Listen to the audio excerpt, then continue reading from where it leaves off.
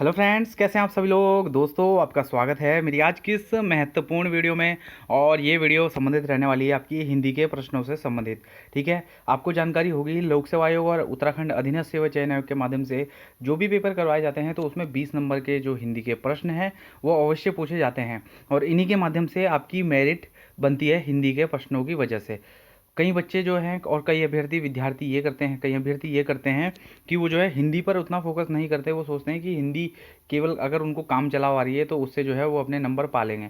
लेकिन ऐसा नहीं है, क्योंकि आयोग द्वारा जो हिंदी पूछी जाती है वो काफ़ी डीप होती है। जो उसमें आपके विलोम शब्द हो गए, आपका समास हो गया, अलंकार होते हैं, तो वो काफ़ी डीप पूछे जाते हैं। तो उन्हीं से संबंधित जो है एक यहाँ पर प्रश्नों का सेट यहाँ पर आपके लिए लाइक आया हूँ। 20 नंबर के प्रश्न आपके यहाँ पर रहने वाले हैं। तो वीडियो में देर ना करते हुए वीडियो में आगे बढ़ते हैं।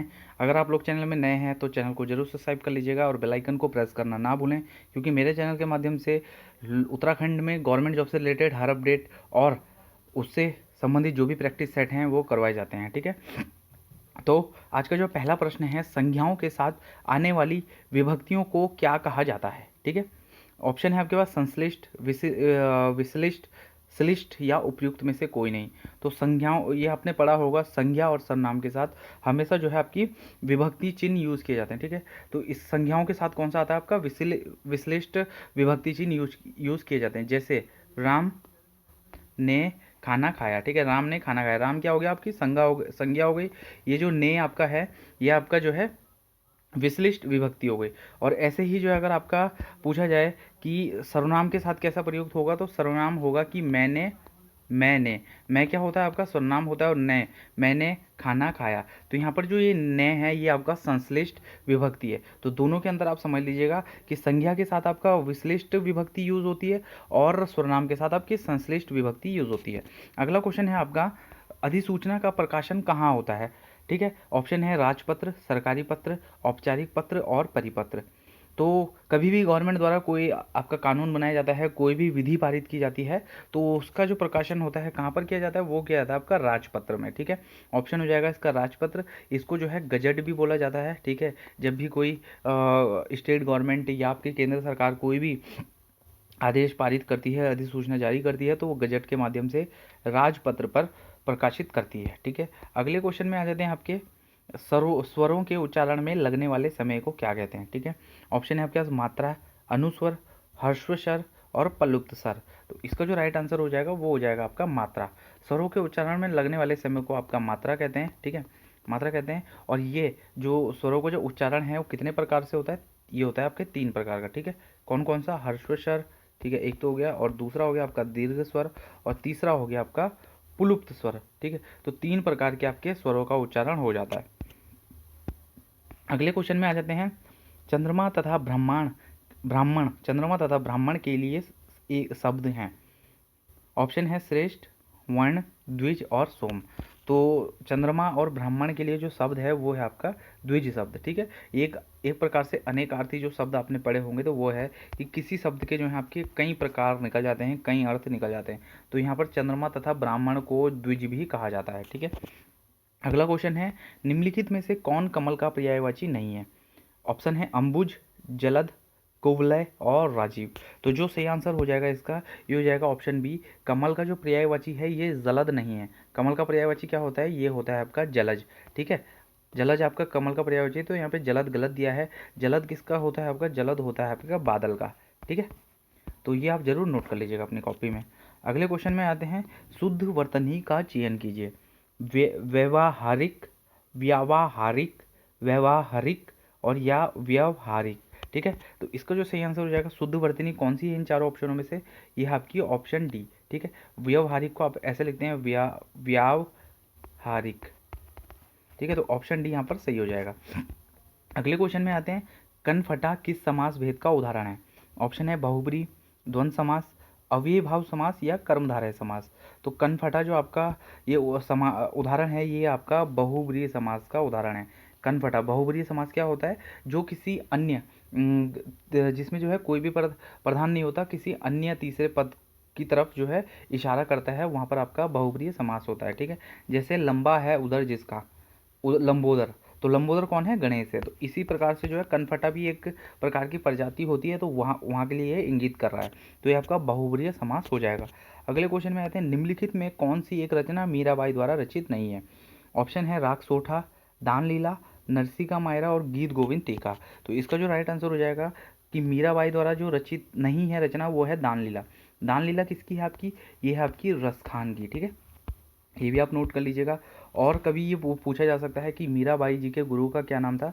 तो मीराबाई जी के गुरु का नाम था आपका रैदास, ठीक है, तो ये भी आप जरूर नोट कर लीजिएगा। अगले ऑप्शन क्वेश्चन में आ जाते हैं, निम्नलिखित में से किस शब्द में आ उपसर्ग नहीं लगा है? ठीक है, ऑप्शन है अखत, अनुज, अचूक या अभेद। तो इसका जो राइट आंसर हो जाएगा वो हो जाएगा आपका अनुज, ठीक है। इसमें जो है आ उपसर्ग नहीं लगा है, इसमें कौन सा उपसर्ग लगा है? अनुज, अनु उपसर्ग का प्रयोग किया गया है इसमें। अगले क्वेश्चन में आते हैं, शशि ने रोहित को पीटा। इस वाक्य में को किस कारक की विभक्ति है? ठीक है, यहाँ पर को कारक का प्रयोग किया गया है, तो ये कौन सा कारक होता है? ऑप्शन यहाँ पर दिए गए हैं कर्ता, कर्म, संप्रदान या संबोधन। तो ये हो जाएगा आपका कर्म, कर्म कारक, ठीक है। आप 8 आपके कारक होते हैं, कारकों की संख्या कितनी होती है? 8। कौन कौन से हैं? कर्ता, ने, कर्म, को, करण से, संप्रदान, करण से, संप्रदान, को के लिए, अपादान से, अपादान से मतलब अलग होना, ठीक है, अधिकरण, का के की, संबोधन हे अरे, और आपका जो है संबोधन हे हो अरे, ठीक है, और एक होता है संबंध होता है, ठीक है। तो ये 8 आपके कारक होते हैं। अगले क्वेश्चन में आते हैं, निम्न में कौन सा शब्द स्त्रीलिंग है? ऑप्शन है जलपान, जहाज, जुलूस या जमीन। तो इसका जो राइट आंसर हो जाएगा वो हो जाएगा आपका जमीन, ठीक है, कि यह जमीन मेरी है, ये नहीं कहा जाएगा यह जमीन मेरा है, ठीक है। तो जमीन यहाँ पर आपका स्त्रीलिंग हो जाएगा। बाकी जो कुछ ऑप्शन है ये आपके पुल्लिंग शब्द है। अगले क्वेश्चन में आते हैं, धुंधला शब्द में विश्लेषण है? संख्यावाचक विश्लेषण, सर्वनामिक विश्लेषण या गुणवाचक विश्लेषण या द्रव्यवाचक विश्लेषण। तो इसका जो सही आंसर हो जाएगा, धुंधला में कौन सा विशेषण है? ये आपका गुणवाचक विशेषण। ये इसका गुण बता रहा है कि ये कैसा है, धुंधला है, मतलब साफ प्रकार से दिख नहीं रहा है, तो ये धुंधला यहाँ पर गुणवाचक विशेषण हो जाएगा। अगले क्वेश्चन में आ जाते हैं आपका, निम्न में कौन सा शब्द जातिवाचक संज्ञा का उदाहरण नहीं है? ठीक है, ऑप्शन है आपके पास हिमालय, पशु, पर्वत या गाय। तो इसका जो सही आंसर हो जाएगा वो हो जाएगा आपका हिमालय, ठीक है। हिमालय आपका जातिवाचक संज्ञा का उदाहरण नहीं है। हिमालय क्या है? हिमालय आपका निजवाचक संज्ञा, ठीक है, निजवाचक नहीं, हिमालय आपका पुरुषवाचक संज्ञा है, ठीक है, क्योंकि इसमें किसी एक पुरुष की बात की जा रही है, तो पुरुष की ये है। जबकि जो है पर्वत, आपके पर्वत क्या होता है? पर्वत कई सारे होते हैं, तो ये आपका जातिवाचक हो गया। पशु भी आपके जातिवाचक में आ गए, और गाय भी बहुत सारी अन्य प्रकार की गायें होती है, तो ये भी आपकी जातिवाचक में आ गई। लेकिन हिमालय जो है आपका पुरुषवाचक संज्ञा हो गया। अगले क्वेश्चन में आते हैं, निम्न में विलोम शब्दों का गलत युग्म है? ऑप्शन है दक्षिण वाम, उद्यम निरुद्यम, विधि निषेध या बर्बर या सभ्य। तो यहाँ पर जो राइट आंसर हो जाएगा ये हो जाएगा आपका उद्धम और निरुद्धम, ठीक है। यहाँ पर जो है ये गलत विलोम शब्द दिया गया, ठीक है। अगले क्वेश्चन में आते हैं, निम्न में कौन सी बोली अथवा भाषा हिंदी के अंतर्गत नहीं आती है? ऑप्शन है आपके पास तेलुगु, अवधी, बांगरू और कन्नौजी। तो यहाँ पर जो आपकी तेलुगु भाषा है ये आपकी हिंदी बोली के अंतर्गत नहीं आती है, ठीक है। अगले क्वेश्चन में आते हैं, पीपर पात सरिस मंडोला में उपमेय है? ठीक है, ऑप्शन है आपके पास पीपर, पात, डोला या मन। तो यहाँ पर जो राइट आंसर हो जाएगा ये हो जाएगा आपका उपमेय क्या है? यहाँ पर उपमेय आपका मन है, ठीक है। तो यहाँ पर इसका ऑप्शन सही हो जाएगा डी। अगले क्वेश्चन में आते हैं, निम्नलिखित में से किस शब्द में गुण संधि है? ऑप्शन है आपके पास हिमालय, देवेंद्र, तल्लीन या इत्यादि। तो यहाँ पर जो है ऑप्शन आपका बी सही हो जाएगा, देवेंद्र, ठीक है। देव प्लस इंद्र, इस प्रकार आपका संधि विच्छेद ये हो जाएगा। तो देव ये आ रहा है, आ प्लस ये आ रहा है ना, तो आ ये प्लस आपका ये गुण संधि में हो जाएगा, ठीक है। अगला क्वेश्चन है आपके पास, निम्नलिखित में से तद्भव शब्द है? ऑप्शन है अग्नि, पुष्प, शलाखा या 14। तो यहाँ पर जो है तद्भव शब्द कौन सा है आपका? तद्भव शब्द हो जाएगा आपका ऑप्शन डी 14। 14 जो है तद्भव शब्द है। अग्नि क्या है आपका? अग्नि आपका ये है आपका अग्नि तद्भव, अग्नि जो है आपका तत्सम शब्द है, ठीक है, अग्नि तत्सम शब्द है। और तद्भव क्या होता है इसका? आग होता है, ठीक है। पुष्प क्या होता है? पुष्प का आपका तद्भव क्या होता है? पुष्प का होता है फूल, ठीक है। तो ये जो है अन्य, तो यहाँ पर तत्सम दिए गए हैं, लेकिन जो 14 है ये तद्भव शब्द दिया गया है। ठीक है, अगले क्वेश्चन में आते हैं। मैं अपनी गाड़ी में जाऊँगा में रेखांकित शब्द में सर्वनाम है। ऑप्शन है आपके पास निश्चयवाचक सर्वनाम, संबंधवाचक सर्वनाम, उत्तम पुरुषवाचक सर्वनाम या निजवाचक सर्वनाम। तो इसका जो राइट आंसर हो जाएगा मैं अपनी गाड़ी में जाऊंगा। यहाँ पर जो है मैं जो मैं है रेखांकित शब्द ये उत्तम पुरुषवाचक सर्वनाम में आ जाता है आपका। ठीक है, अगला क्वेश्चन है और आज का जो है आपका अंतिम क्वेश्चन ये रहने वाला है, 20वां क्वेश्चन।